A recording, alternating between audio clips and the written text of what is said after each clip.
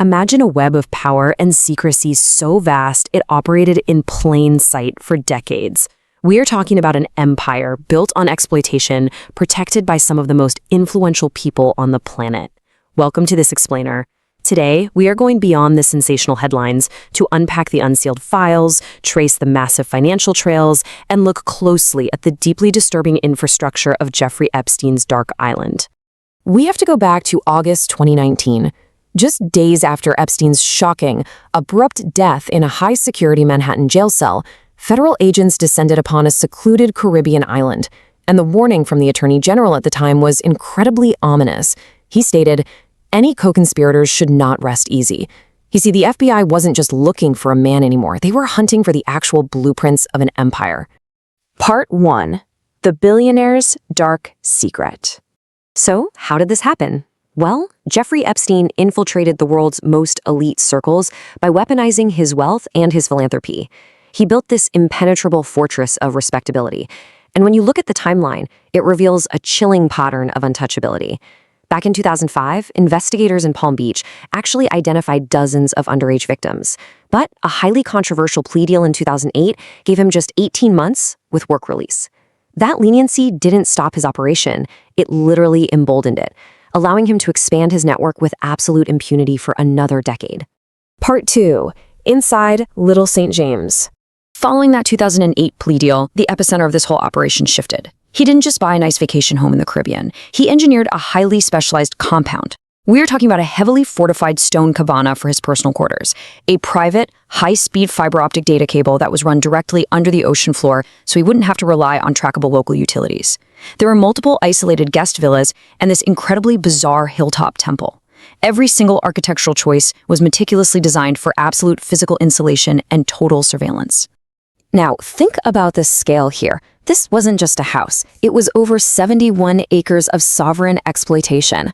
By securing the perimeter and later even buying up the neighboring island just to block onlookers, he created an environment designed specifically for two things: keeping the public out and keeping his victims trapped inside. The chilling reality of this geography was perfectly summarized by the former U.S. Virgin Islands Attorney General, Denise George. The deliberate isolation meant absolute impunity. As she pointed out, it wasn't a situation where a child could just break away and run down the street to the nearest police station. They were completely, utterly cut off from the rest of the world. Part 3. Unsealing the Epstein Files. For years, this fortress of secrecy held up, and the truth remained sealed away. But when thousands of pages of flight logs and civil depositions were finally made public, the veil was ripped off. The flight logs from his private jet, the so-called Lolita Express, tell a really dark story. In a 2006 passenger manifest, you can clearly see names like Ghislaine Maxwell and Prince Andrew. These logs firmly placed global elites directly in Epstein's orbit. And this network wasn't just royalty and politicians. It was deeply embedded in Silicon Valley and academia, too. A 2014 manifest shows the former head of MIT's Media Lab, Joy Ito, right alongside tech billionaire Reid Hoffman. Epstein used his vast wealth to fund scientific research and literally buy his way into rooms with the most respected minds in the world. It functioned as a massive network of intellectual laundering. However, as investigative reporter Julie K. Brown noted, his massive contact book wasn't entirely a ledger of co-conspirators. Simply being in the book didn't inherently prove a crime. What it proved was Epstein's absolute obsession with collecting powerful names. Every time he met someone important, he added them. It was essentially a phone directory used to project an illusion of untouchability, a shield of respectability built entirely out of other people's reputations. Part 4. The Web of Power. The true story hidden in these files isn't just a list of who visited for dinner. It's a dizzying, completely nonpartisan web of proximity that structurally enabled this whole operation. Former President Bill Clinton flew on Epstein's plane at least 16 times, though he has denied any knowledge of the crimes.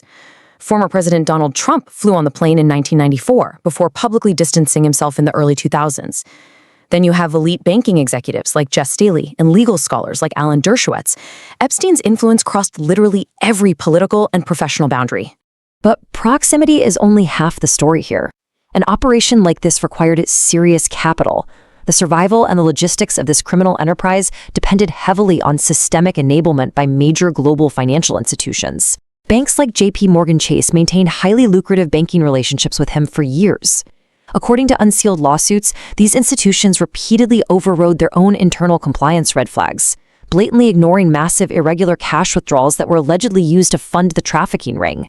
When the U.S. Virgin Islands finally forced this issue into the light, the financial fallout was absolutely historic. To avoid public trials and further depositions of their top executives, JP Chase agreed to pay $75 million to the territory, which was directed toward combating human trafficking. The territory's attorney general also secured a massive victory against Epstein's estate itself, settling for over $105 million to resolve civil racketeering charges. And on top of that, they demanded the estate return $80 million in fraudulent tax benefits. And incredibly, the numbers just kept climbing. In June 2023, JP Morgan agreed to pay an astonishing $290 million to resolve claims brought by dozens of Epstein's survivors. The sheer scale of these multi-million-dollar settlements reveals exactly how far powerful institutions will go to quietly close the book on their association. Part 5. The final collapse.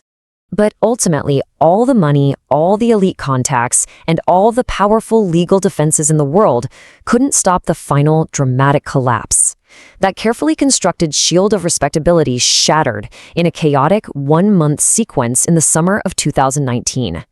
In July, Epstein is arrested on federal sex trafficking charges. On August 10th, he dies by suicide in his Manhattan cell. And just 2 days later, the FBI raids Little St. James. The raid itself was this surreal collision of two entirely different worlds. You had federal agents commandeering private golf carts to seize hard drives and business records, while tourists on boats anchored just offshore watched in total shock. As one local sailing captain put it, "We were just trying to look at pretty fish and swim with turtles, and here we are in the middle of an FBI raid." It was a massive federal takedown unfolding right in broad daylight. Part 6. Legacy of Unanswered Questions. Now, legally speaking, the case is officially closed for Jeffrey Epstein, but a very dark cloud still hangs over these findings. Sure, we know the islands were sold for millions to a developer, and historic financial settlements were reached, but the unknowns, they are staggering. We still have redacted names of alleged co-conspirators. The mystery of the island's extensive surveillance footage remains totally unresolved. By settling these massive lawsuits out of court, powerful enablers successfully avoided the harsh, uncovering light of a public trial. Which leaves us with a genuinely haunting final thought.